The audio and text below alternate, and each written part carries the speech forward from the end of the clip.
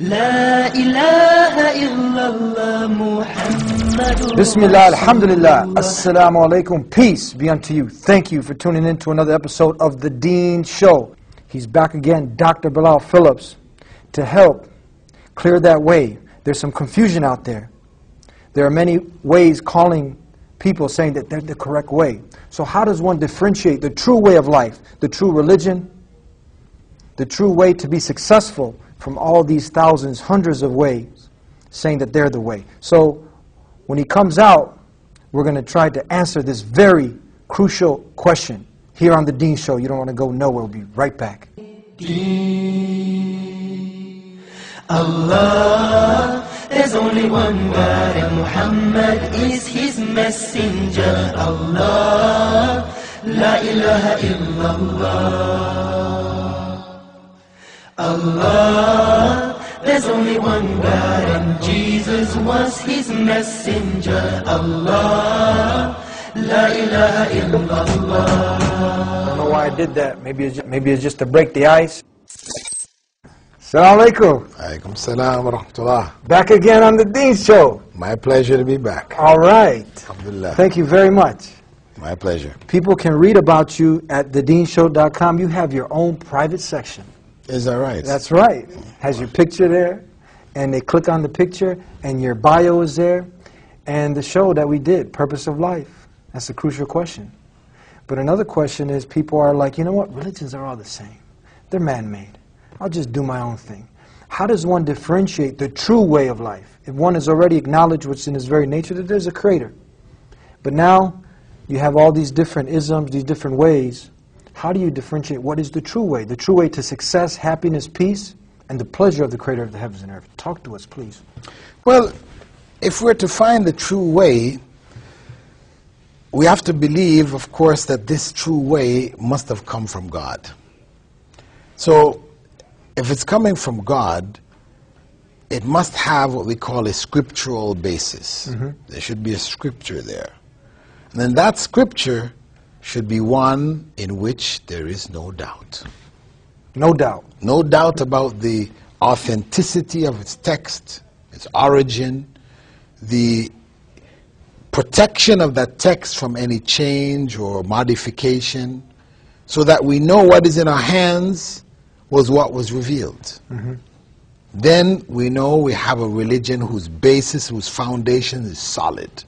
Otherwise, if the document that is claimed to be the origin is something which they've got so many different manuscripts of, and no two manuscripts agree with each other, like the Gospels, for example, there are over 5,000 manuscripts. No two manuscripts agree in all details with each other. And at present, we have something like 5,500 manuscripts in Greek of the New Testament, which is a lot for an ancient book. It's far more than any other ancient book. The problem is most of these copies are hundreds and hundreds of years after the originals, and all of them have differences in them. So that the scribes who were copying these manuscripts changed the text that they were copying, sometimes by accident. I mean, sometimes they just made mistakes. They were sleepy or incompetent or whatever. But sometimes it looks like scribes actually thought the text should say something other than it did, and then so they would change the text. So then which one's right? How do you figure it out? Yeah. You know, or the Gita, or the, scriptures of the Hindus and others, when they were written, they have no idea, bits and pieces here and there. It's of uncertain origin. Who wrote, they don't know. Clouded in confusion and uncertainty. Yeah. So when you have texts like that, I mean, even the Old Testament, which may be a little more accurate and more solid than the New Testament writings, but even that, the scholars of scriptural criticism have shown contradictions that exist in it. Some places it looks like it's a manipulation of the text, where the author wants to change, where the scribe wants to change what the author said. I mean, in many cases it may be that the scribe thought this is what the author really meant, and so he changed it. But sometimes the text gets changed to say just the opposite of what it originally said. And so that can be a little bit troubling, yeah. Different documents which are being used, stories which are being repeated in different ways, and all kinds of doubts there. Yeah. You have doubts.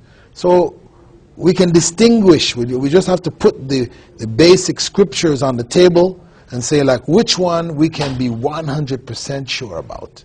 And that's the Quran. The evidence is there. It speaks for itself. So it can't have... That is external. Yeah. That's from an external perspective. Yeah. Then internally, what does that text contain? Yeah. Now, is that text, if it's from God, it should contain accurate information. It shouldn't have fallacies and, contradictions with modern science and these kinds of things. When you pick up the other texts, you read in there, maybe you might find some interesting things here and there, but there's a lot of old wives' tales which don't agree with what we know about science today. Yeah. Whereas when you go in the Quran, you go from chapter to chapter, when you look at scientific things which are talked about in the Quran, they match modern scientific theory. So much so that when the verses were shown to Dr. Keith Moore, who wrote the book on embryology, Yeah. right, the book used in all of the medical colleges around the world, they showed him these verses from the Quran which described the development of the fetus at a time when it's not visible to the naked eye. He said, Muhammad could not have known these facts about human development in the 7th century because most of them were not discovered until the 20th century. That God transmitted through Muhammad bits of his knowledge that we have only discovered for ourselves in recent times. 1,400 years ago, when the world was immersed in darkness, the Quran was revealed, which brought light to a beleaguered world.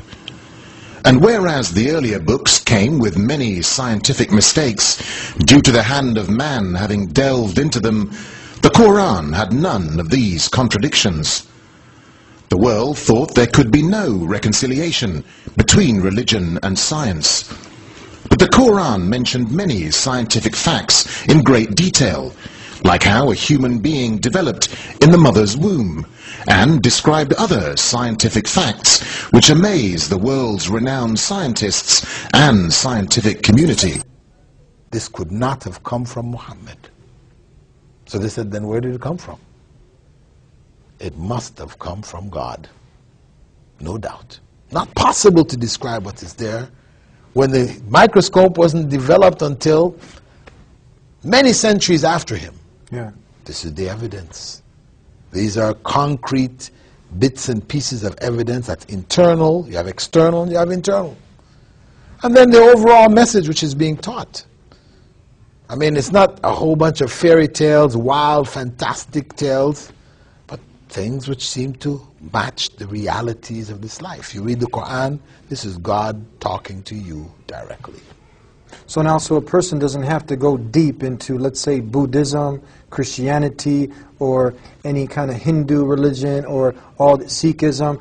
Now, at the face of it, so they're looking for contradictions, mistakes, things that are irrational. What are they actually looking for? These are some of the things that you mentioned, that it has to be, the message has to be lucid, clear, something that is basically not flawed by man. And then if it is, leave it alone, go to the next. Does Islam encourage that you look at these different ways, and you'll come to realization, if you're sincere and you're asking the Creator to guide you, that you'll eventually end up back to this way, the way of all the prophets, Islam? If a person is sincere, God is going to guide them. Yeah. That's for sure, if they're sincere. But they have to be ready to act then on the knowledge that they get from this. Problem is that a lot of people may come and realize, yes, the truth is there with Islam. Yeah. But to take that on, what is involved in becoming a Muslim, creates such problems in families, you know, how parents are going to react, how the wife and the kids and, you know, or the husband and the kids, and how they're going to react, how am I going to deal with all of this? And some people say, hey, too much. That's the real issue. I like what you have. Yeah. It makes sense, it's very good, but I'm just not ready to deal with the consequences. Consequences, yeah. And that's sad, because one cannot afford, once you seek the truth, you know, as it's mentioned in the Bible, that the truth is going to set you free. It's true. Set you free from ignorance. Bring you to the realization of the true God. So once you're there, for you to turn aside and say, well, because of people, I can't deal with this, that's a big mistake. That is the most serious possible mistake that you can make in your life.